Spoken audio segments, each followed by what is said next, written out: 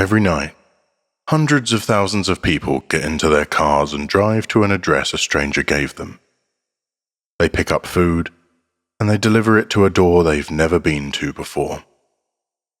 In a neighborhood they might not know, at an hour when most people are inside with their doors locked.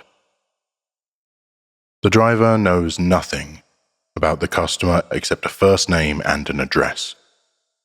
And the customer knows nothing about the driver, except that someone is coming to their home with the food they ordered. Both of them are vulnerable. The customer is opening their door to a stranger who knows where they live. The driver is going wherever the app tells them to go. And the app doesn't know whether the address is safe. These are 3 true stories, 2 from drivers, 1 from a customer.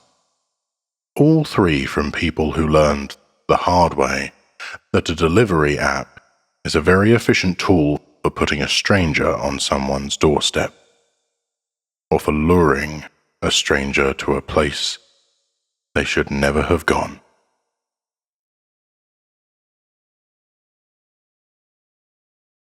I drove for DoorDash for about a year to cover rent while I was finishing my degree. Most nights were fine. You pick up the food, you follow the GPS, you drop it off. You rate the customer, you move on. The rhythm becomes automatic. You stop thinking about it. One night, a Wednesday around midnight, I got an order from a Thai place near campus. Drop-off was an apartment complex about 10 minutes away. I'd delivered there before. Older building, 4 floors, no elevator. The kind of place students rent because it's cheap and close to the bus line.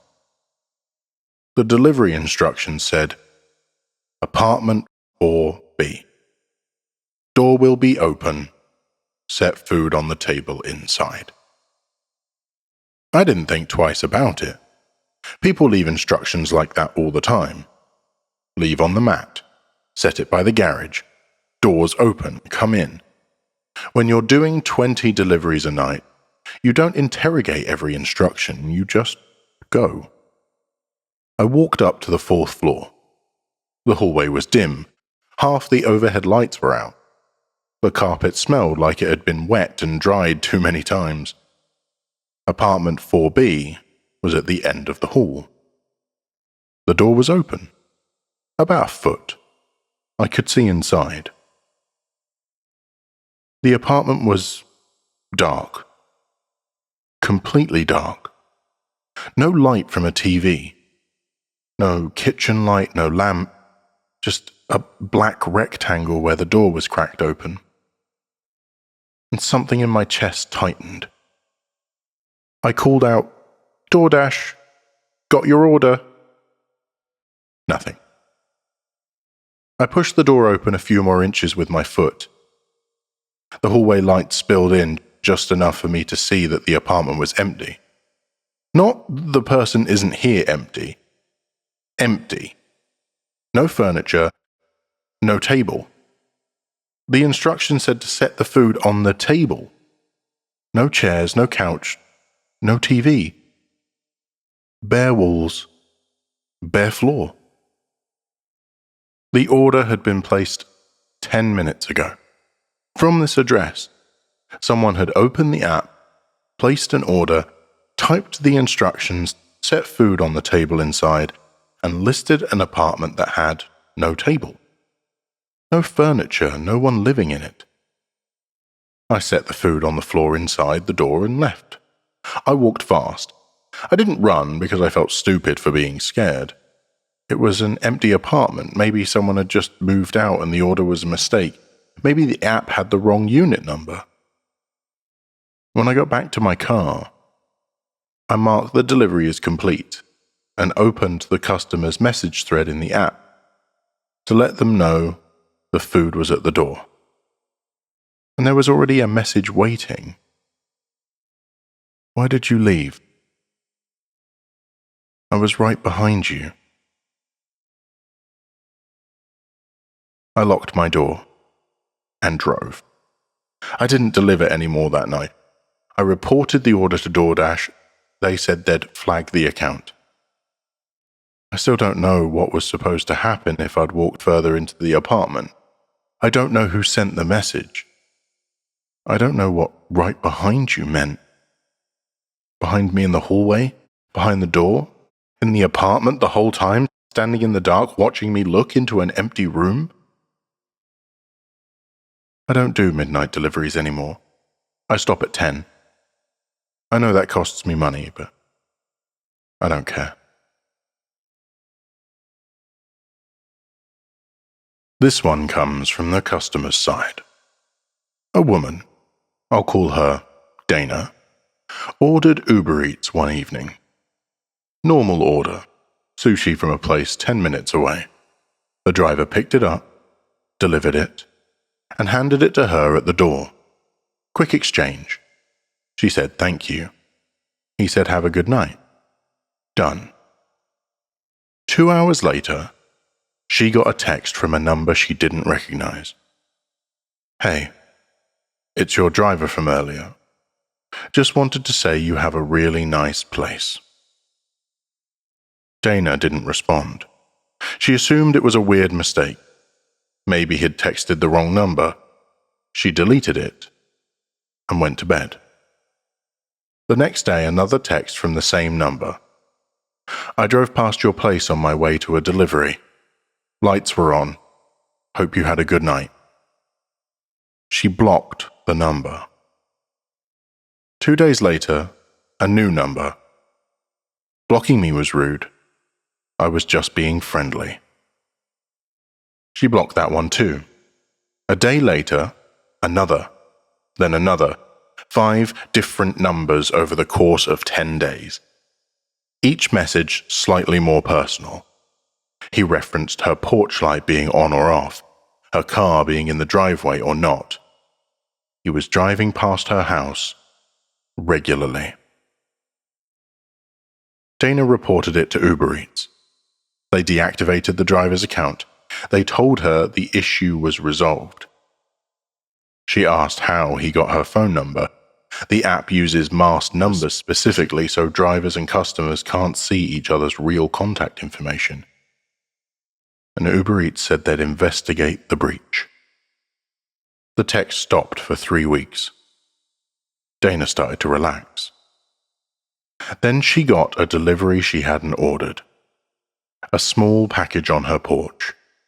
No shipping label, no return address. Inside was a phone case. Not her phone model, and a handwritten note on a receipt. Thought of you when I saw this. He'd been to her house. Not driving past, physically on her porch, placing a package by hand, while she was home because her car was in the driveway when she found it. Dana filed a police report. She installed cameras. She changed her routine. Started parking in the garage instead of the driveway so her car wouldn't be visible from the street. The police traced one of the phone numbers.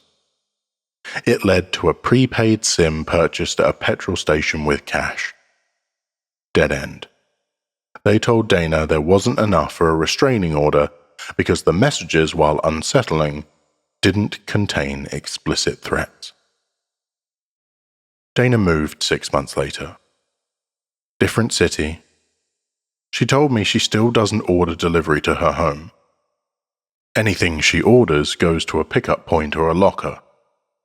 She said the thing that still haunts her isn't the texts. It's the realization that one normal delivery, one 30-second interaction at her front door, was enough for someone to decide she was his. One delivery. And he knew her address, her schedule, her car, her phone number, and exactly where her porch light switch was. A driver, I'll call him Sean, had been delivering for about 3 months. He worked the late shift because the tips were better and the roads were empty. He knew his zone well, mostly suburban, some rural edges. It delivered to every type of property and nothing had ever felt wrong. One Friday, around 1 in the morning, he got an order. Fast food pickup, 12 minutes drive to the drop-off. The address was further out than usual, past the suburban edge into the rural buffer where the houses get sparse and the streetlights stop. He'd delivered out there a few times before, no issues. The GPS took him off the main road and down a 2-lane county road. Then, off the county road onto a smaller road. Then off that road onto what was barely a road at all. A gravel track with no markings, no signs, and trees closing in on both sides. The GPS said 2 more minutes. Sean drove slowly. The gravel was rough. His headlights hit nothing but trees and dirt. No mailbox, no driveway entrance, no porch light in the distance, just the track, narrowing, leading deeper. The GPS said he'd arrived. He stopped the car. Headlights on. In front of him a clearing. No house, no structure. A patch of dirt and dead grass surrounded by tree line on 3 sides. The delivery address pointed to a location that did not have a building. Sean sat for a moment. He reached for his phone to call the customer. No signal. Not low signal. No signal. He was too deep into the rural fringe. He put the car in park and was reaching for the DoorDash app to mark the order as undeliverable when he saw headlights in his rearview mirror. A vehicle had pulled onto the gravel track behind him. Not moving, just sitting there, maybe 50 yards back, headlights on full beam, flooding Sean's car with white light. Sean couldn't see the vehicle behind the headlights. The light was blinding in his mirrors. He adjusted them, waited. 1 minute. 2 minutes.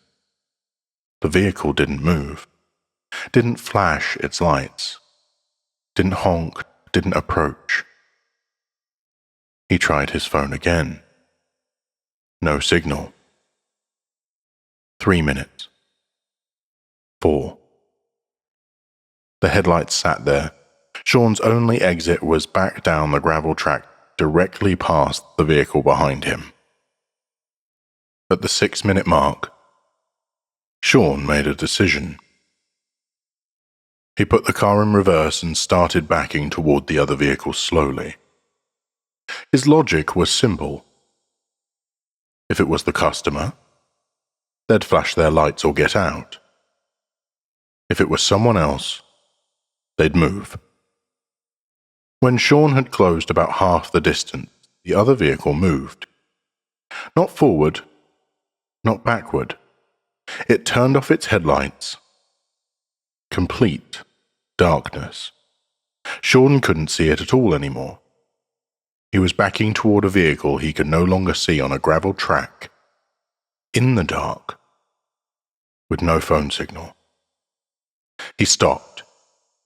He turned his car around in the clearing, a 6-point turn on loose gravel, and drove forward toward where the vehicle had been. His headlights swept the track. The vehicle was gone. Not pulled over. Not reversed. Gone. In the 30 seconds his headlights were pointed the other direction during the turn, the vehicle had disappeared. Sean drove the gravel track at speed. He hit the county road. He hit the main road. Kept driving until he had signal. He called 911 and gave them the address. The dispatcher was quiet for a moment. Then she said, "That property has been vacant for 2 years. We've had calls from drivers at that location before.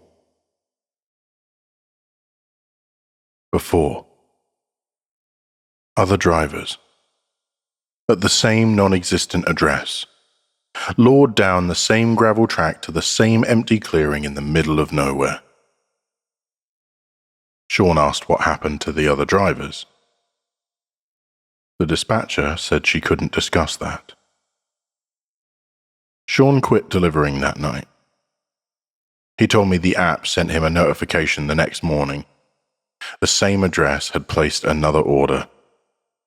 Same fast food restaurant, same time window, same delivery instructions.